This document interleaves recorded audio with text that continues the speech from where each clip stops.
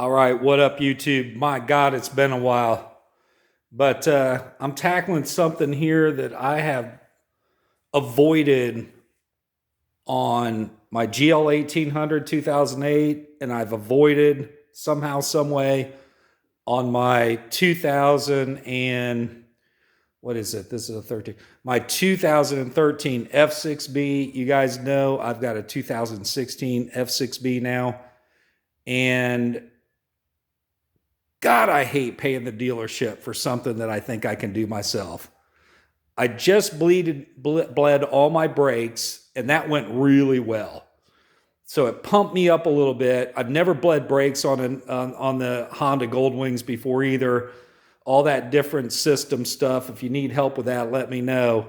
I've got the owner's manual, but you can find it on any GL 1800 forum. Same thing on the F6b. This is my 2016. I used the same exact sequence for the bleed brake deal, where you got to go to the front, the left, the back, the right, squeeze. I don't have a bleeder. I'm not that rich. So I just had to do everything with my son, was doing the manual pump and that on the brake. But this is about the clutch bleeder, okay?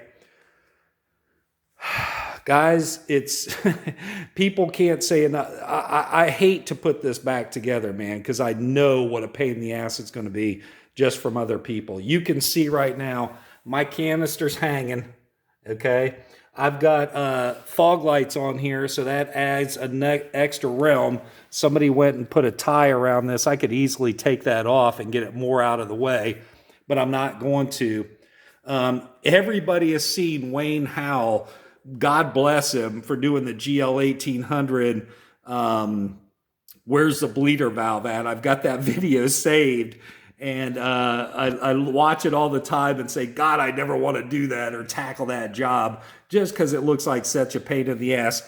This thing here is not easy to take off. I think I remember how I just took that off. This has to go behind like 3 things. So there's like, I'm going to tell you, there's a screw. There's a bolt here that has to come off. And then you got a couple of push pins that come out here. You got 2 more bolts here, and of course a bolt on the other side. So not real hard to get off, but then you've got to put it back. And that's what's the bitch. I put these things back before on my other F6b. I believe this has to go in behind. Let me give you a little tip here. I'm pretty sure I should have paid more attention when I took this off. But it's like, I'm not taking off this top cowl, I think it's called. So I didn't take that off, but I think you've got this piece, and then that piece, and then the piece I just showed you, that lower cowl, slips in behind here. Then it's got to kind of mate up with that. Just a pain in the ass. I've seen these broke off before because people get pissed, I guess, and they just break them things off. But I'm pretty sure the way that looks is that has to go back up underneath there to reconnect. But again, this is a bleeder valve video for the clutch, and you can see my wrench hanging right there. So I've got it on the bleeder valve. Very super nervous because we know what brake fluid can do to rubber, and this thing is right up against, I've put a video out on before right here, and I'm going to go ahead and tackle this too before I put this shit back together, because this right here, you know, is your for your radiator fluid. This is the valve that, what's it called, a drain plug, and you just got to, I think that's an 8 or a 10 or something like that. This is an 8 right here. I've got that snugged up, but let's look at this for a second. If you got to change your radiator fluid, you might as well do that while you're in here, while you got all this shit tore down, because this is a pain in the ass to get to when you don't have everything opened up here. So radiator fluid go ahead and change your coolant too. I'm going to tackle that. I've done that, a whole video on that, so I'll let you guys review my videos. But look how this thing is just freaking tucked away back here, man. So it's underneath this. So you better have that, and I don't even know how I'm going to get my I haven't tried it yet. I got to move this hose out of the way here for my coolant. I've got that on there, you know, righty-tighty, lefty-loosey. So I guess I'm going to have to pull back on this. But once I get it, I'm trying to focus in there. See that right there? See how that thing's damn tucked away? This is why I've avoided this on for 8 years. It feels it. So we're gonna. There's the canister that I had to take off. I've heard horror stories about getting this thing back on too, pain in the ass. But I'm gonna just let it kind of hang out of the way there. Don't really need to do any more with that. But we're gonna get this clutch pumped out here. It's the same system as Wayne Howe said. It's a two-man job. You know, you got to have somebody up on that top, and I'm going to just go ahead and get this locked in there, put the bleeder hose on there, and then let it drain down into a bottle or my oil pan, and then just go ahead and have him crank it 5-10 times, then open that sucker up. You know, of course, after you, the whole system is, you're going to open this up here. They always say, you can do it a couple of ways. I've just always put like some paper towels and soak that old crappy fluid up. I'm going to get a video of that, what it looks like here when I pull this off.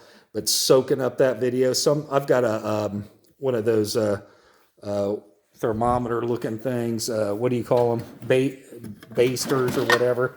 I've got one of these too that I can suck that out, and I'll probably just take this piece off here, but I'll suck that old oil out of the old brake fluid. Yesterday I did this, and this front, which you only have 2 bleeder valves on this one, this looked really good, but down underneath, God, my brake fluid on my pedal brake, which you have to do like 5 different spots to bleed it, that was a trip. But that went really well. If you just followed all the instructions on there, it went pretty good. But that was dark in there. This was really light, didn't look too bad. I'm hoping that this is going to look okay, but it looks pretty brown through this. I think I'm going to get in here, and this is going to be a mess too. So let's check it out and see where we're going to go next. All right, guys, so when you take this cover plate off, you just got to pry that white part off a little bit. Then you got this suction rubber deal in there. So just be careful. Wipe your hands off. Get your hands clean. I should be wearing gloves, but I don't. I'm going to go ahead and really wash them well, though, so I don't get any peeling. But this is what this looks like. I can almost tell that this crap is looking bad, this clutch fluid. Get that clutch fluid changed, guys. Don't wait. Again, I'm hoping maybe it got sold in 18. I only had 2,000 miles on it when I bought it last year, so I'm keeping my fingers crossed. But it's been in there way too long. This crap, look at how dirty that is. Let's go ahead and get this white thing out here. We'll take a closer look at it. All right, what's the old saying? Better late than never? Yeah, this crap needs to be done. Now, you see that little hole down there on the bottom? You can't let this get below that, just like on the brake. You let that get below, there's going to be air in that. So be careful when you're taking this out. And again, the sequence is then you're going to fill this up, and then you're going to start pumping this clutch here. And you empty this completely out. You refill it with new, and then you start bleeding it just like you do your brakes. So 1, 2, 3, 4, 5, hold it, quarter turn on that down there, let that oil flow out through that tube I'm going to stick on here, or attempt to.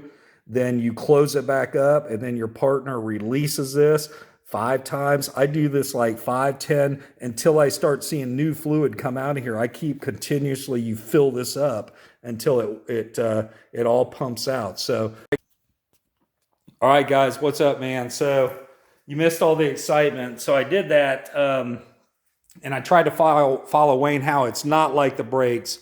You actually, the system is on bleeding your clutch.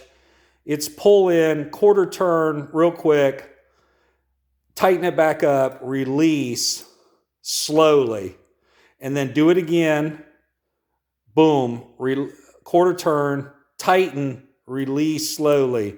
Boom. You got to keep doing this until all the air bubbles came out. All my air bubbles were out when I was doing the pump 5 times to do that, but because I didn't release that slowly and follow exact manual instructions, it was actually it sounded so much different than it's hearing now. I could hear air in the line. Now that clutch is tight. There's no air sounding in the line. So make sure you do that, and you're keeping an eye on the tube. Mine's all messed up right now because it's laying in there. But keep your eye on that tube and make sure you don't see any bubbles. Once you don't see any bubbles, you've bled all the air out. So that's it. I hope that helps somebody, and that gives you a lot more detail on what exactly you have to do. I'm hoping this canister's not a pain in the ass like somebody said it was to get back up here. It doesn't look like it's going to be that big a deal, but maybe it is. I don't know. But I'll get in here and we'll button it up, and I'll update you after I get that taken care of. All right, guys, so here we are. Yeah, just as I expected, once you start getting into stuff, you want to keep doing other stuff because things already tore down. So when I did my clutch bleed, which this sounded pretty good. God dang, I forget what it sounded like before I did that, but it feels pretty good. It's tight. I don't know what would happen on that if it wasn't done correctly. If you know, throw a comment down there. But I mean, I'm hearing a little bit of noise. So let's hope I did that clutch right. I mean, it's shifting gears and whatnot. So keep our fingers crossed. I'll take it out for a ride before I post the video. Maybe put something else in here. But yeah, I don't know what this guy was talking about, this cam being a pain in the ass to get off here. And other people have quoted and said that too. That thing is easy. I haven't got it tightened back up yet. I put it back on, so when I pull this, you see I'm changing my oil too. Not due for another 3,000. I can't believe you can put 8,000 miles on oil. I've just never done that with anything, but that's what the manual calls for. But I don't know, 5,000 is a good number for me. So it's a lot easier, you see, to get to that. Look at that, how easy it is to get to that.